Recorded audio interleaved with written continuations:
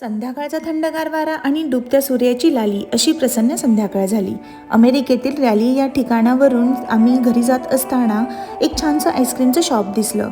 मुलांना याहून दुसरी आनंदाची गोष्ट ती काय असणार. गेलो तिथे, पाहतो तर काय आईस्क्रीमसाठी भली मोठी रांग लागली होती. या शॉपमध्ये आईस्क्रीमसाठी एवढी गर्दी असण्याचं कारण म्हणजे 329 एकर शेतात हवलिंग कव नावाची दुग्धशाळा आहे आणि याच शेतातील कॅम्पसमध्ये यांनी पाळलेल्या गायीच्या फ्रेश दुधापासून फ्रेश आईस्क्रीम तयार करतात आणि इथेच फ्रेश आईस्क्रीम विकायला ठेवतात.